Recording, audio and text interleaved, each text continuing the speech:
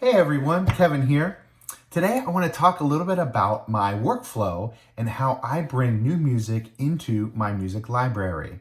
I use the Rekordbox software as my DJ software, and I also use things like DMS, Direct Music Service, as a music pool to get new music. Sometimes I'm using Amazon and downloading MP3s or things like that. I have a whole process where I take the music and I put it in a spot in a certain folder, and then I categorize it. That helps me find it later, and whenever I'm going through the process of getting ready for an event or putting together a playlist, I know where the music is and I know I can find it. It's also super helpful during an event if I'm trying to find something that might go with a certain genre or might fit in a certain niche that I want to kind of stay with. The way I categorize my music, I can find it quickly and I can pull it out and use it. So I'm going to switch to screen mode here, and I'm going to show you guys exactly what I do. So first, here I am on DMS, my music pool service, one of my music pool services that I belong to, and it's my favorite right now for sure. And right now I'm going to show you guys, I've just got a couple songs that I want to get, and so real simply, I just download them.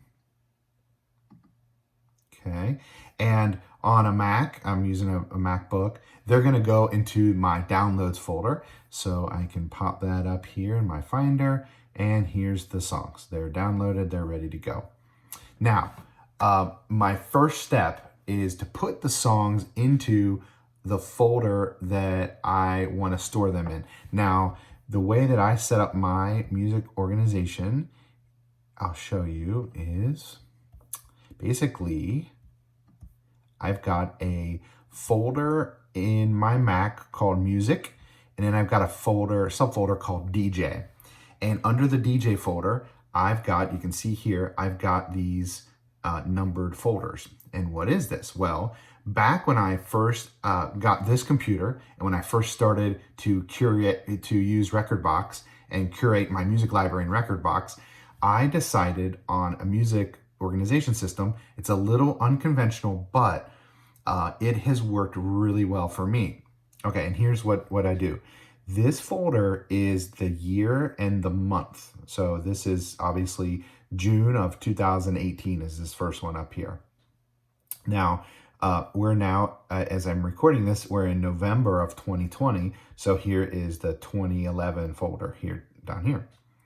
So why do I do this? Well, a couple reasons. One is I think that personally, I used to put music inside of genre folders. So if it was a pop track, I put it in pop. If it was more rock, I put it in rock. If it was hip hop, I put it in a rap folder or something like that, EDM, however it turned out. And I found that so many times that music would either mix genres or not fit clearly into one bucket. So I decided I needed a different system, and I knew that the Rekordbox software will take care of genre tracking for me. And it's really, really good. The tagging feature is great, and I'll show you that in just a minute. But so I decided to go with this date because this allows me to chunk things up. I don't have everything in one huge folder that just grows and grows and grows like you would in a genre folder, or if you were to just dump everything into like a downloads folder or a music folder. So this is really helpful to have these subfolders. So I can go into my 2011 and you can kind of see it's got full files in it, but it's never going to get too big because we're just moving to the next month. So I take these two new downloads and I'm going to drop them right in there. And one other thing that this is super helpful, and I know a lot of DJs have been doing this for a little while, so it's a great tip if you don't. I keep everything here on my MacBook. So everything is solid state. It's all on the hard drive here on the computer. I don't have an external hard drive. So this music folder that I mentioned is actually on my computer. Couple good things about this. First great thing is that it's super quick to access and it's right there. Second great thing is I just set this up with I use Google, and I can even show you guys. I just use the Google Drive, and there's an upload feature or a sync feature. And basically everything that I have in this folder is synced to the cloud immediately. So there's a instant backup of it, okay? So that's been really, really helpful. Also, I have my backup solution. Right now I'm working, you guys can see a screen capture of my MacBook Pro. I have another MacBook, and it's actually, it's a refurb from apple.com. They sell refurbs. It's the same model 2018 MacBook Pro that I have in front of me. It's a little smaller. It's a 13-inch screen, but I can simply just drag and drop this whole music library and pop it into here, and then use my Rekordbox backup library and just basically move it over here and restore it. And I've got an identical copy of my laptop here. So that's been great for lots of reasons. One is backup, of course. That's the primary reason I have this. But also, it's been great for things like running my cocktail hour, or if I need to be in 2 spots and have 2 different setups. So anyway, I will get back to the topic of the video, which is the music. So now that it's in my music folder, and you guys saw in my under my DJ folder, you guys saw basically all of my folders, and you guys saw that I put the 2 songs into the 2011, which in this code is November of 2020. So I've got the music in here. Now, over to Rekordbox. So what I do here is I take, basically the Rekordbox software is smart, and it's watching the folders that you pointed at. So I'm going to point it at the folder called DJ. And what it's going to do is it's going to know all the files that are new and that I put in and have showed up, and it will basically pull them in. So I'll say, let me have the DJ folder, and it's going to find those 2 new tracks. So I'm going to come here, and the way I set up my Rekordbox screen here, I'll just make it a little bigger. The way I set up my Rekordbox screen is I like to monitor the color code, the rating, preview, so that I can get a quick preview of the waveform, and also do a quick preview of the track by clicking on a hotkey or bouncing around the track. I like to see the track title, of course, and artist. I love to see DJ plays. That's what this column is. How many times I've played it, the play count in the software. I like to see the year, the BPM, the time of the track, and then the key of the track, and then of course date added. This is big for me because I'm using that as a key for when my files are how I store my files in those folders, as you saw. So I'm just basically, I went to sort on the date added column. I go to the very bottom, and you can see here are my 2 new tracks. I've got these guys right here, this 5 minutes and this My Head and My Heart, and there they are.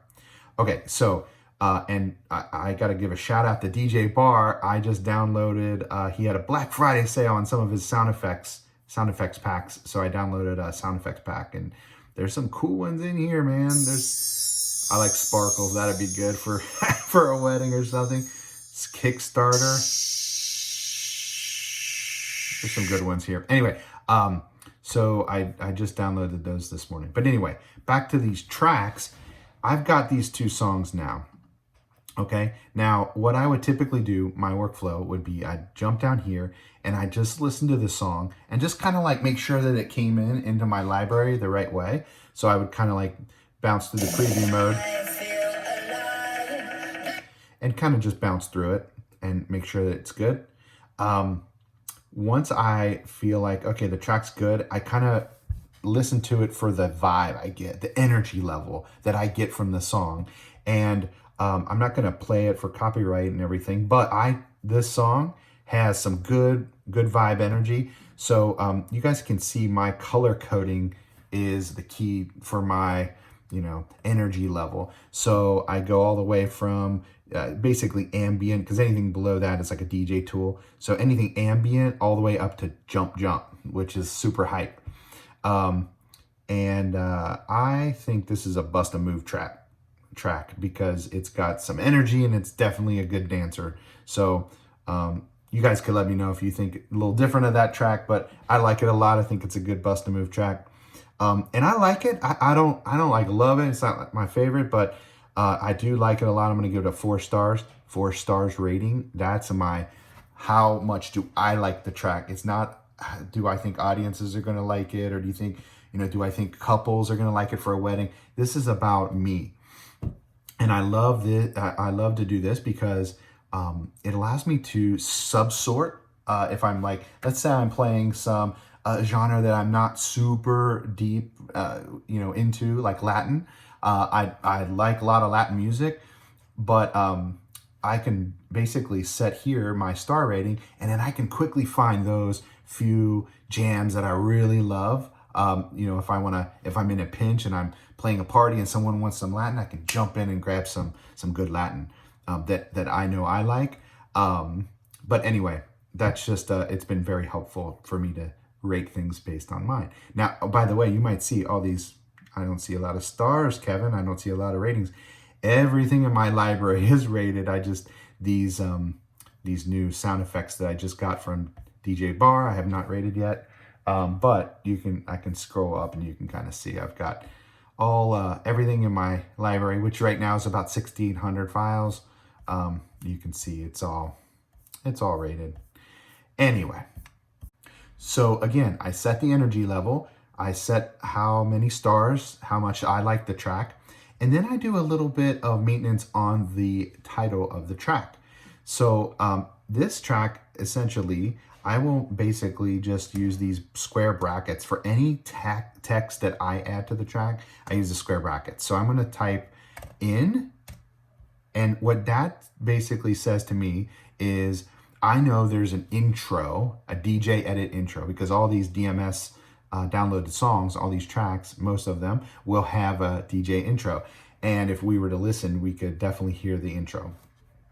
I also will typically go in at this point and mark with 2 points. I will mark my intro where the first beat starts, where I want to kind of come in at. And then I mark the first vocal where the vocals come in, or the main melody or something like that. And then I do the outro as well. But anything I want to basically remind myself about the track, about the technical aspects of the track, I'll put in square brackets. That's been super helpful. And I'll show you some more examples there. If I can maybe just scroll up and I'll show you guys here. I can use the search tool and just hit the square bracket. So just take a look at some of these. So here's here's WAP. I've got a version that's just an intro, but then also a redrum of WAP. Okay, great. Here it is. Here's a Taylor Swift love story. Here's a track that it's an so the intro. It's got that intro edit, so I can beat match it a little easier. But it's also a remix, and this one's from 2009. So that tells me that RMX tells me it's a remix. I also use I'll show you. I use RDRM for redrum. So if you can kind of look up here, here's a Break My Heart by Dua Lipa, and I've got this redrum. So basically that helps me know, hey, I'm going to see more of a emphasized beat, or if it's an older track, it's going to have, it's going to have more of a constant drum beat, redrum. You can also see, like, if I want to let myself know, hey, this is an explicit track. Most of my music is not explicit. I always try to get the clean version, but sometimes you can't find it, or it's just you're gonna need to have the explicit track for whatever reason. Then I make sure that I remind myself. If it's a special remix, I might say like EDM remix or a funky remix or something, just to give me a sense of the vibe, to remind me. Also, you can kind of see here, I will mark it if it's a short song, usually like under 2 minutes or right around 2 minutes. If it's a short song, short version, short remix, I'll mark it. One other thing I do with the brackets, I might call out, like, if there's, check out this song. It's from the Little Mermaid movie or Frozen or something like that. So I'll put it in quotes like, hey, remember this was from Frozen, or whatever. Also, I use this to indicate beat BPM changes. So let me show you an example of that right here. So here's a the Weeknd track, Can't Feel My Face, and it starts off at 125 and ends at 108. So what happens there is it's definitely a transition tool for changing BPMs. Those are great and available in things like in DMS and other music pools. Those are great transition tools. Okay, guys, let's go back to the two songs we were working with. Okay, so 5 minutes. Here we go. By Will Sparks and Luciana. Now, what's going on with this one is it's definitely an EDM track. It's got a lot of energy. It's definitely a dancing song. 128 BPM. It's a great dancing EDM song. So if I was doing an EDM set, I want to make sure that that's something that's going to be in my library. And the way I work with my library and categorize genres is I use the genre tags over here on the right. Now, you can see that you can pretty much, these are all, I just made these up. You can make up any genre tags you want. I used to actually have a bunch more. I kind of had I would have Indian, and I had Italian, and I had all these subgenres and different groups. I'd also have Christmas and Halloween. And I kind of got, I think I changed my thinking, and I actually moved to a crate system. So you can kind of see some of my crates here. I'll go do a whole video on these crates because I think it's good to talk through and talk about organization on the crate side. But at this point, what I would do is I'd say, okay, EDM, this is great. I am going to go ahead and select my EDM house indie genre type, because I want to make sure if I'm ever searching for an EDM track, I want this one to pop up. It also is a dancer, so I have this dance. Now you see this dance plus cued. That means I've gone through and I've cued it. I put in hot cues at moments in the song that I want. I also have a not cued because I'm still actually working through. I've got a bunch of tracks I still need to put cues, lay down cues on. So that's kind of homework that I work on every once in a while. An hour here, an hour there as I get through it. But one big thing is that every new song that I do, part of my workflow is I cue them. So it's really important to me to make sure to do that, so I don't have a bunch of homework to set up. So once I get through with this, I'll be caught up. Okay. It's not really in my lingo, it's not a DJ blend or mashup. It's really not a DJ transition mix. And as I think through the other genres, it doesn't fit any of these. So it's just going to sit in that EDM house kind of bucket. Okay, so that's great. Now, the final thing I'll do is, and I didn't mention this, but I'll double check the year. So I'll go to the web and I'll make sure that 5 minutes did come out in 2020, just to make sure that I get that right. One other thing I do here is I say, what crate does it belong into? So I am preparing for an event in a few weeks. I'm going to go ahead and drop it into that folder just as a playlist to remind me. But I have these other standing playlists that, perhaps it would be a perfect thing for bar night or something like that. It's not, but I could drop it in there. Okay, let's move on to this one. This is My Head and My Heart from Ava Max. This one is a great track. I don't know if you guys have heard it on the radio yet or whatnot. Great track, radio XM or satellite, whatever, Spotify. And I think it's going to be a big one. It definitely is, it's got a lot of energy, but it's more, I'd say more of a groove a little bit kind of energy. So I'm going to put it in a groove a little bit. I like it a lot. I'm going to give it a 4 stars. And I'm going to do what I told you I did on the other track. I'm going to make sure that I know that this is an intro edit song. It definitely is a pop song. So I'm going to go ahead and hit pop. And it's a dancer as well. It's just not as, I think, as hype as 5 minutes was. Okay, so at this point, I would put Ava Max into any of the, I would put this My Head, My Heart into any of my crates that I would like. I'm not going to put it into anything right now. sometimes I have to sit with the song for a little bit, listen to it, get the vibe from it, and then I'll decide, like, hey, I think this is maybe this would be good poolside or, whatever. So, guys, that is the video. I just wanted to share my process, my workflow. Right now, you can kind of see the files moved in its home, in its subfolder. So everything's clean. There's not multiple copies all over the place. It's done. I've got the files in the library. I have to personally go back in and listen to the songs and add the cue points, but that'd be part of my normal process. As I mentioned, I want to make sure that I'm on top of all that, and I'm ready to go. So that's it, guys. Thank you so much for watching, and I hope it helped a little bit. Let me know in the comments if you have a different process or if you have any suggestions for me, okay? Thanks and take care.